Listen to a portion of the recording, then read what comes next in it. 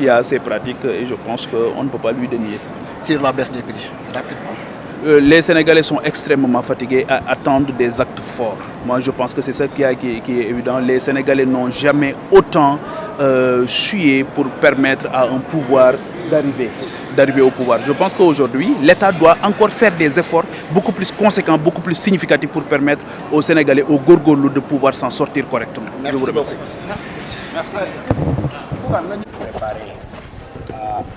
la campagne agricole. Vous avez vu aussi le conseil interministériel qu'ils ont organisé pour préparer la fête de Tabaski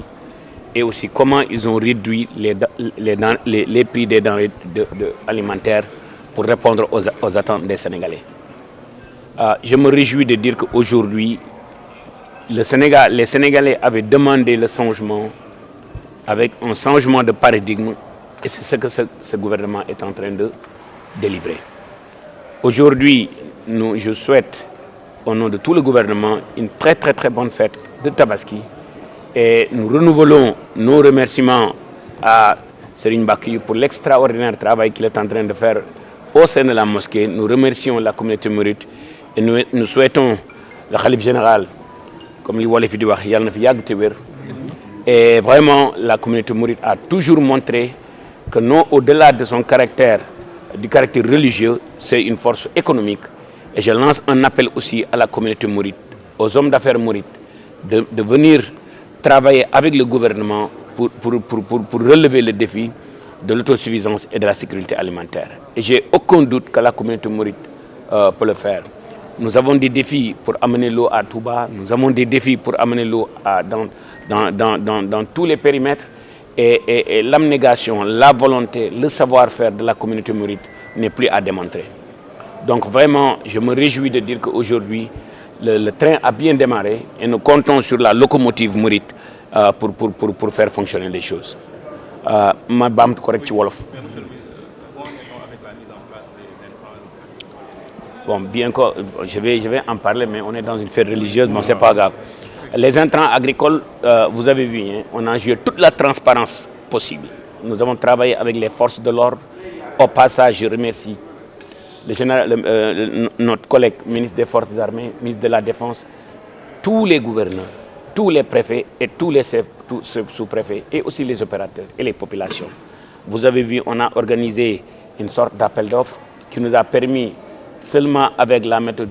Jubanti de réduire les prix des engrais de 22%. Et au passage aussi, nous remercions son Excellence le Président de la République et le Premier ministre pour avoir décidé de nous soutenir pour 20 milliards de francs supplémentaires en amenant le montant total des subventions à 120 milliards. Et aussi 35 000 tonnes de phosphate qu'on va distribuer gratuitement. Non seulement le prix des engrais a diminué de 22%, on a augmenté le volume, mais on a géré toute la transparence possible. Pour accompagner aussi les populations pour avoir une bonne fête de Tabaski, on a subventionné et augmenté le nombre de tonnages d'aliments qu'on a distribués aux éleveurs vendeurs de bétail à 5 200 francs le sac, contre un prix habituel qui avoisine, qui se situe entre 8 500 et 9 000 francs CFA. Je me réjouis de dire qu'aujourd'hui, avec une parfaite organisation, nous avons dépassé de plus de 65 à 70 000 têtes le nombre de bétail, le nombre de moutons que l'on devait ravitailler le marché sénégalais, qui se situe aux environs de 810 000. On l'a largement dépassé. Je profite de cette occasion pour remercier nos pays sœurs, le Mali et la Mauritanie, pour le soutien, mais aussi nos amis éleveurs pour l'extraordinaire travail qu'ils ont fait. Je ne peux pas terminer sans remercier le gouverneur de Dakar et tous les autres 14 gouverneurs, les préfets, les sous-préfets, le ministre de la Santé, le ministre de l'Environnement, des sociétés comme Sonaget, pour l'extraordinaire travail qu'ils ont fait. Les sapeurs-pompiers, la gendarmerie a fait un excellent travail. Donc vraiment, c'est la solidarité gouvernementale dans son excellence. Et vraiment, je me réjouis de ce que j'ai vu. Et en tout cas, nous vous souhaitons une très bonne fête. Et lépp lu ngeen ci ñaan yàlla na ko yàlla nangu. ci tabaski bi d'abord maa ngi leen di nuyu yéen ñëpp seen tur ak seen sant 18 millions de Sénégalais yëpp ak étrangers yi nga xam ne nii nekk nañ Sénégal au nom de son excellence le président de la République maa ngi leen di nuyu yéen ñëpp te di leen wax ne bi ñu faloo ba léegi ñaari weer ya genn wàll gis ngeen ne excellence président de la République ak premier ministre bi organiser nañ fi ñaari conseil interministériel yoo xam ne nii ci affaire campagne agricole bi la lii jëm si aussi tabaski bi te gis ngeen ne seulement jubbanti fexe nañu ba réduire prix engrais yi de 22%. yokk tonnage bi yokk bu ama am solo ba pare impliqué armée bi impliqué police bi impliqué gouverneurs yi préfet yi sous préfet yi population yi ba nga xam ne nii njublang yi nga xam ne nii nit ñi ñoo ngi ko doon wax mu bañ a am li may message bi may lancé ndax moom mooy dëkk bi ñun ñoo ko moom gouvernement bi rek mënu ko defar ñun ñii ñëpp ñoo ko defar ni nga xam ne nii population bi cri de changement bi nga xam ne nii population bi wane nañ ko ci changement wu régime bi loolu moo ñu war a may ñun ñi fit murit nag ku ko wax fulla ak fayda ak fit moo ko caractérisé su ngeen xoolee sëñ Touba bi muy tabax Touba su amul woon fit amul woon communauté bi amul woon pas-pas tey jii Touba du nekk fi mu toog donc ñoo ngi lancé aussi un appel à toute la communauté mouride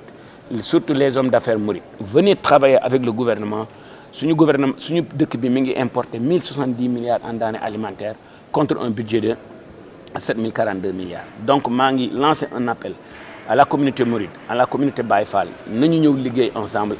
en tout cas le ministère de l'agriculture de la souveraineté alimentaire et de l'élevage ubbi na ay buntam pour ñu ñëw liggéey. ci njëgu dund gi nga ne ci gouvernement bi teg jéego am solo. waaw ci njëgu dund bi gis ngeen gymnastique yi gouvernement bi def malgré finance yu serré yi am ni ministère des finances def na fi suñu mbokk murid la aussi def na ci liggéey bu am solo boo xam ne nii wàññi nañ denrées alimentaires yi mais yemuñu foofu rek wàññi nañ denrées alimentaires yi pour jàppale nit ñi ci tabaski bi wàññi nañ aussi prix wu aliment de bétail bi loolu rek moo lay wan ne la gouvernement mi décidé nañu jàppale askan wi en tout cas maa ngi rafetlu bu baax sëñ mbàkk yu nax yow moom li nga def fii moom kenn mën la cee fay te yàlla na la yàlla bàyyi si kanam njaboot bi. ci intrant yi ak tabaski rek li fi dugg nga ni plus de 70 000 têtes daanaka dépassé. waaw su ngeen xoolee objectif bi nga xam ne nii moom la ñu amoon pour ravitailler le marché sénégalais 810 000 têtes la mais organisation bi nga xam ne nii bu rafet bi nga xam ne nii gouvernement bi def na ko tax na ba presque ñu dépassé ko de 70 000 têtes te li ma ci gën a neex ba tey jii ci biir jumaa ji maa ngi doon def monitoring prix yi fu ñu toll marché yi fu ñu toll 206 marché yi fu ñu toll te bourse yëpp am na 70 000 ba 500 000 ba pare ñu ravitailler marché bi correctement loolu moo lay wane ne Sénégal suñu nekkee ensemble liggéey jubal dëggal objectif bu ñu def suñu bopp rek mën nañ ko atteindre je vous remercie. merci. déglu leen tuuti waay def leen ndànk. Ahmadoul Mountakha le khalife général des Mourides ak imam Cheikh Moustapha ibnu Cheikh Abdoul Khadir bi ñu jiite léegi ci jumaa ji ak imam Bachir Lo ak Khadim Lo ñi nekk ci jumaa ji ak njabootuk Serigne Touba gi yëpp. di ndokkale fépp foo xam ne fi la jullit nekk ci àddina bi ak ci biir réew mi ñi nga xam ne ñoo bokk diine ji ak bépp taalibe boo xam ne bii mi ngi aju ci Serigne Touba di leen ndokkale ci li nga xam ne lii mooy tey it di feet bu mag ci diine ci lislaam nga xam ne ñun ñoo ko bokk ñun ñi nga xam ne ñooy jullit yi muy feet goo xam ne gi tabaarakallaa coono yi mënta ñàkk ndax coono ak jafe-jafe moo ko lal ndax ku xam taarixu lan mooy tabaski ak lan la yàlla neexale yont yàlla Ibrahima bés bi ca ba muy bëgg a rendi doomam nga xam ne muy pas-pas bu rëy rëy ci gëm yàlla ba yàlla wuutale ko fa am xar mu rey ko loolu mooy wane ni lu yàlla nungu la loo xam ni lu rëy a rëy la Seydina Jibril la indi xarma ñu wuutale suñu maam Ismaïla ca fa nga xam ne bii fa la tëddoon baayam nar koo rey bi baay bi rendee ba siggi defe na ni woon doomam la rey kon dafa continuer di rey ba mu siggee la gis am xar kooku loolu pas-pas bu rëy la pas-pas boobu nag ñun ñëpp war nañ ci tënku ni ko ministre bi waxee ma koy nuyu di nuyu le président de la République di nuyu le premier ministre et l'ensemble des membres du gouvernement di leen xamal ni teraanga yi ngeen fi yónnee woon yëpp jot nañu ci sécurité bi ñëw na assistance bi ñëw na lépp loo xam ne waroon na fi bi ci guddi sax le ministre des finances yónnee xar mu rëy rëy ak teraanga yi ko jiitu woon avec le maire de Dakar moom it ñoo ngi koy gërëm di gërëm suñu mbokk taalibe yi nga xam ne ku ci ne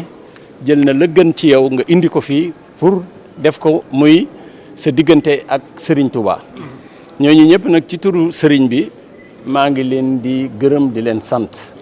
muy Cheikh Alassane Sène Ibrahima Ndiaye xale yi bari na boo limee rek da ngay juum kon day loo xam ne fii ministre bi kii rek dafa mel ni on est interpellé boo jàkkaarloo lii ñu bind ci kaw jumaa ji innamal muminuuna la wax ixwatun fa aslihu bayna axawaykum wa taqullahu laalakum turhamuuna